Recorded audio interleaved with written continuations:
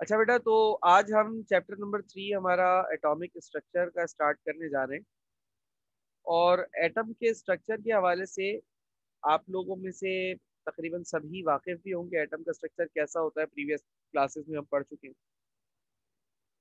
इस चैप्टर में हम पहले तो प्रीवियस क्लासेस की कहीं कुछ बातें दोहराएंगे और उसके बाद कुछ नई चीजें भी आपके सामने लाएंगे, और एटम कैसा होता है और वैसा क्यों होता है ये पढ़ाएंगे। तो एटम के सेंटर में प्रोटॉन और न्यूट्रॉन होते हैं, और एटम के उस न्यूक्लियस के चारों तरफ एनर्जी लेवल्स होते हैं, शेल्स होते हैं, ऑर्बिट्स होते हैं, उसमें इलेक्ट्रॉन रहते हैं। यानी कि एटम में तीन तरह की बेसिक चीजें होती हैं: इलेक्ट्रॉन, प्रोटॉन और न्यूट्रॉन। तो इस चैप्टर में हम ये पढ़ने वाले हैं कि एटम में ये तीन चीजें होती हैं, ये हमें कैसे पता, ठीक है, और एटम ऐसा दिखता है ये हमें कैसे पता। यानी एटम ऐसा है ये हमें सर पता है।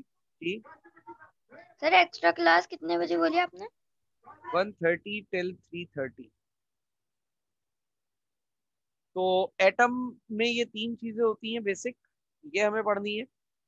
और इसके अलावा एटम का स्ट्रक्चर ऐसा होता है ये हमें पढ़ना है। इसके बाद हम आगे चलते हैं। तो सबसे पहले तो इंट्रोडक्शन है कि एटम का लफ्ज जो है वो एक ग्रीक वर्ड था, एटोमोस, उससे निकला है। और एक ग्रीक साइंटिस्ट था जिसका नाम था डेमोक्रिटस। दुनिया का ये पहला शख्स था जिसने लफ्ज एटम का इस्तेमाल किया था। अब ग्रीक लैंग्वेज में लफ्ज एटम का तस्वुर नहीं है, ग्रीक लैंग्वेज में तस्वुर एटोमोस का है। एटोमोस बेटा ऐसी चीज को कहते हैं जो कि अनकटेबल हो।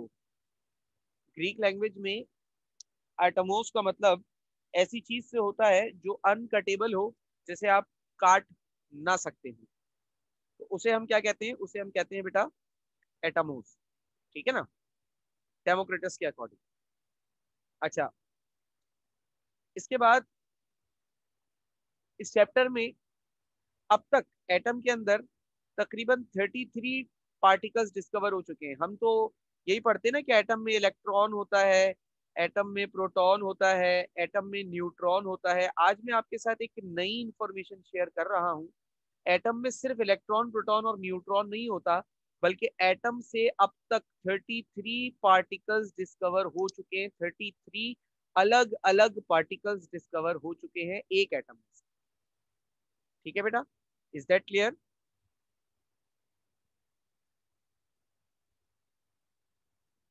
जी सर। वो समझ में नहीं आया आपने जो अभी थोड़ा सा बताया। बेटा मैंने ये कहा कि एटम में आपने ये तो पढ़ा हुआ है ना कि एटम में इलेक्ट्रॉन होता है, प्रोटॉन होता है, न्यूट्रॉन होता है।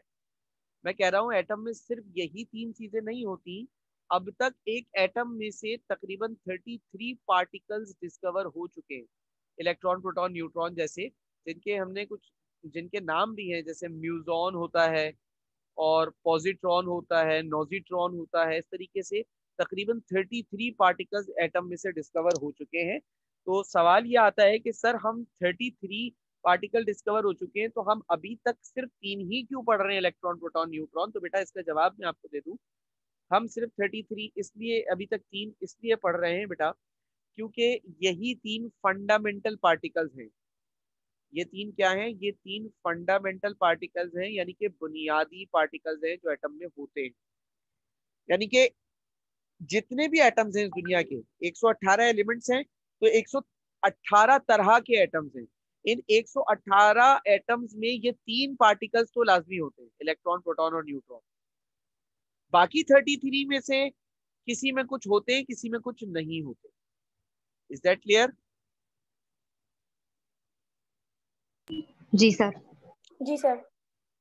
आगे चलते हैं। तो हमारे चैप्टर का जो पहला टॉपिक है वो फैराडेज एक्सपेरिमेंट का है। चैप्टर की सीक्वेंस कुछ इस तरीके से है कि सबसे पहले आपको हम इलेक्ट्रॉन के हवाले से पढ़ाएंगे, इलेक्ट्रॉन की डिस्कवरी के हवाले से पढ़ाएंगे, इलेक्ट्रॉन के बारे में बताएंगे। इलेक्ट्रॉन के बाद हम प्रोटॉन की डिस्कवरी की बात करेंगे, और प्रोटॉन के बाद फिर रेडियो एक्टिविटी की, देन न्यूट्रॉन, उसके बाद सीक्वेंस। सही है।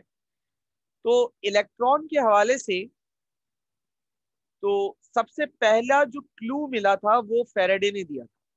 क्लू ऑफ इलेक्ट्रॉन जो है वो फेरेडे ने दिया था by his electrolysis experiment, passage of electricity through electrolytes. अब ये इलेक्ट्रोलाइट्स कौन होते हैं, क्या होते हैं, इस इलेक्ट्रोलाइट के लफ्ज को जरा सा समझ लीजिए। इलेक्ट्रोलाइट्स ऐसे सब्सटेंसेस को कहते हैं बेटा, सब्सटेंसेस दैट कंडक्ट्स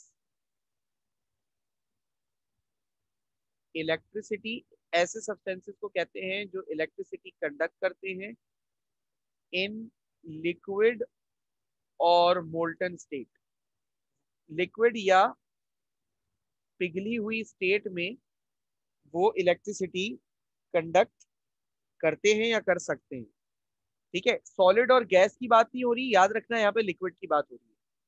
इसके लिए फेरेडे ने क्या किया बेटा, फेरेडे ने एक एपरेटस कंस्ट्रक्ट किया, जो आपने 9th क्लास की केमिस्ट्री में भी पढ़ा होगा। उसने एक इलेक्ट्रोलिटिक सेल लिया, उस इलेक्ट्रोलिटिक सेल में उसने 2 इलेक्ट्रोड्स लगाए। ठीक है, और 2 इलेक्ट्रोड्स लगाकर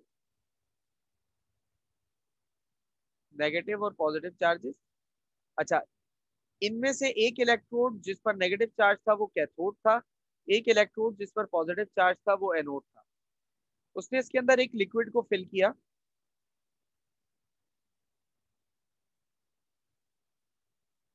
एक लिक्विड भरा, और ये जो लिक्विड था ये इलेक्ट्रोलाइट था। ठीक है, अच्छा, इलेक्ट्रोलाइट, पहली बात तो ये कि इलेक्ट्रोलाइट इलेक्ट्रिसिटी कंडक्ट करता क्यों है, सवाल तो ये आता है। तो इसके लिए हम एक इलेक्ट्रोलाइट की एग्जांपल लेते हैं। NaCl है फॉर एग्जांपल। NaCl अगर सॉलिड होता है ना, तो ये इलेक्ट्रिसिटी कंडक्ट नहीं करता, नो इलेक्ट्रिसिटी, कोई इलेक्ट्रिसिटी कंडक्ट अपने अंदर से नहीं करेगा। अब इसको लिक्विड बनाने के 2 तरीके हैं।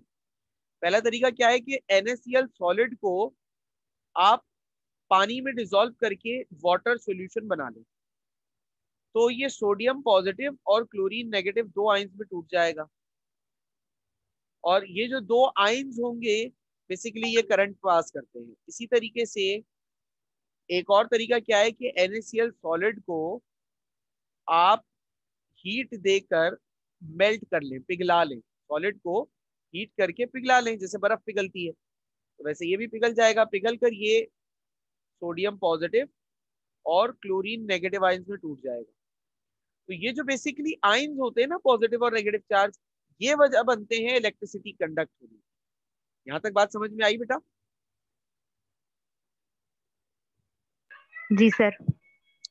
अब होता क्या है, होता यह है कि मिसाल के तौर पे फेरेडे ने एक कंपाउंड लिया AB, फेरेडे ने कंपाउंड लिया AB, और उसको पहले तो इसने इलेक्ट्रोलाइट बनाया, यानी कि पहले तो उसमें से इसने करंट वगैरह पास करके मतलब पिघला कर या पानी में डालकर उसका एक सोल्यूशन बनाया। जब वो सोल्यूशन बनाने में कामयाब हो गया तो वो इसमें से करंट पास करेगा। अच्छा, जब उसने सोल्यूशन बना लिया तो 2 आयंस बन गए, ये जीरो नहीं है, ये बन गया A पॉजिटिव और ये बन गया B नेगेटिव। ठीक है ना, यानी यहाँ पर हमारे पास A का पॉजिटिव आयन है और B का नेगेटिव आयन है।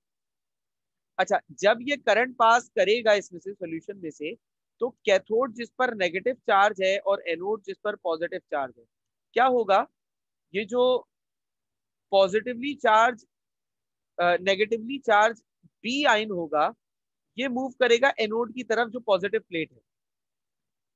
बी कहाँ मूव करेगा, बी नेगेटिव जाएगा किस तरफ, एनोड की तरफ जाएगा। ठीक है, इस पर नेगेटिव चार्ज है और एनोड पर पॉजिटिव चार्ज है, तो नेगेटिव और पॉजिटिव एक दूसरे को अट्रैक्ट करते हैं, ये आपको पता ही है। इसी तरीके से ए पॉजिटिव जो होता है वो मूव करेगा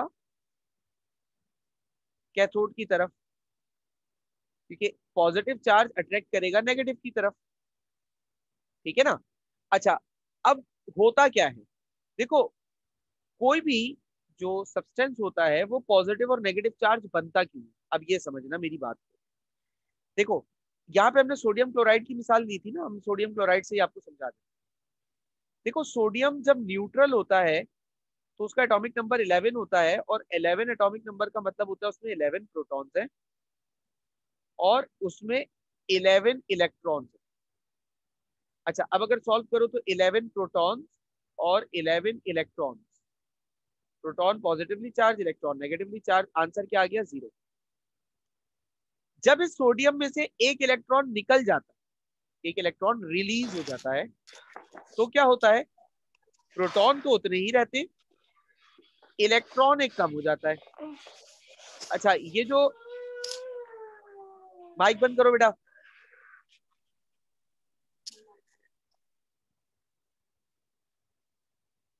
सोडियम जब अपने अंदर से एक इलेक्ट्रॉन निकालकर क्लोरीन को देता है, 9 में ये बात भी पढ़ी हुई है, तो इलेक्ट्रॉन सोडियम में कम हो जाता है। अब पॉजिटिव और नेगेटिव चार्जेस को अगर दोबारा से हम सॉल्व करें, तो अब यहाँ पे बचेगा हमारे पास +1।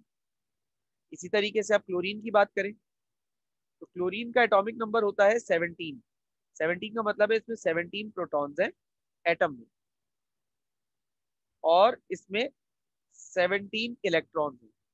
जब ये न्यूट्रल एटम होता है बेटा, तो 17 प्रोटॉन और 17 इलेक्ट्रॉन्स का जो सम होता है हमारे पास पॉजिटिव नेगेटिव, वो इक्वल होता है, 0 रहता है आंसर। लेकिन जब एक इलेक्ट्रॉन क्लोरीन में सोडियम के पास से आ जाता है, तो प्रोटॉन तो उतने ही रहते हैं 17, लेकिन इलेक्ट्रॉन एक बढ़ जाता है, 18 हो जाता है। इसकी वजह से ये पॉजिटिव और ये नेगेटिव चार्ज हो जाता है। प्लस माइनस अगेन आंसर क्या बन गया आपके पास? प्लस माइनस अगेन आंसर आपके पास आ जाता है बेटा -1। अगेन आंसर आपके पास क्या आ जाता है बेटा? यहाँ पर -1 आ जाता है। Is that clear? Yes sir. जी सर। ये चीज मैं आपसे कह रहा हूँ बेसिकली, ये प्लस और माइनस चार्ज इस वजह से आते हैं। ए और बी पे भी प्लस और माइनस चार्ज इसी वजह से आए होंगे। भाई ए ने अपना एक इलेक्ट्रॉन निकाल कर बी को दे दिया होगा, इसकी वजह से बी पर नेगेटिव और ए पर पॉजिटिव चार्ज आ गया। अब जब एक्सपेरिमेंट होता है, तो एक्सपेरिमेंट के दौरान ए बी का जो नेगेटिव होता है,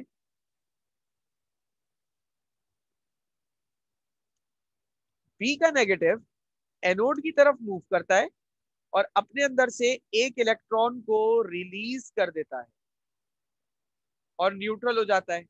अब ये इलेक्ट्रॉन जो एनोड पर आया है, ठीक है, ये ट्रेवल करके जाता है टूवर्ड्स कैथोड।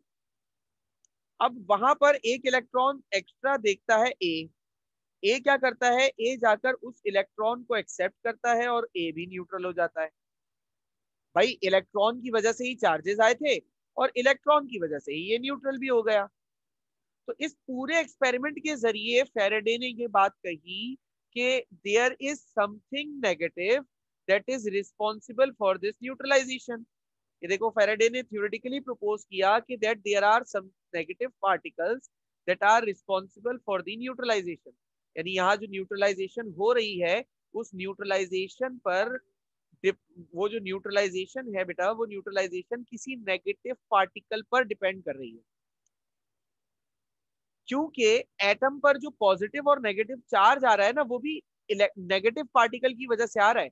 अगर नेगेटिव पार्टिकल कम हो जाए तो एटम पॉजिटिव हो जाएगा, और अगर नेगेटिव पार्टिकल ज्यादा हो जाए तो एटम नेगेटिव हो जाएगा। तो ये जो नेगेटिव और पॉजिटिव एटम के ऊपर चार्जेस आ रहे हैं, इन चार्जेस की वजह से एटम पर मतलब इलेक्ट्रॉन का क्लू मिला कि भाई इस तरीके से इलेक्ट्रॉन हो सकते हैं, इलेक्ट्रॉन कोई नेगेटिव चार्ज हो सकता है। फेरेडे ने अपने एक्सपेरिमेंट के बाद कुछ कैलकुलेशंस की थी, और उन कैलकुलेशंस की मदद से फेरेडे ने किसी इलेक्ट्रॉन पर चार्ज क्या होता है ये भी बताया। चार्ज ऑफ एन इलेक्ट्रॉन भी फेरेडे ने बताया है। कैसे बताया? इसने नोट किया, अब इसने ये एक्सपेरिमेंट कंडक्ट किया, ठीक है ना। इस एक्सपेरिमेंट के दौरान इसने जितनी इलेक्ट्रिसिटी इस्तेमाल की, इसने उस चार्ज को या उस इलेक्ट्रिसिटी को मेजर किया। उसको मेजर करके इसने एवागाड्रोस नंबर से डिवाइड कर दिया। तो एवागाड्रोस नंबर से डिवाइड करने पर जो इसको आंसर मिला चार्ज की वैल्यू को, इसने कहा इलेक्ट्रॉन पर, एक नेगेटिव चार्ज पर, इलेक्ट्रॉन पर जो चार्ज होता है वो यही होता है। बात समझ में आई बेटा सारी? जी सर। कोई सवाल, कोई कंफ्यूजन किसी को भी?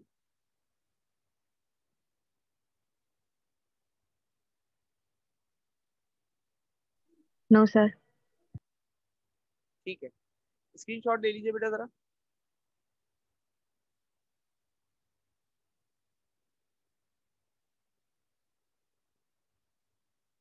ले लिया? जी सर। सर बोला ठीक है। था।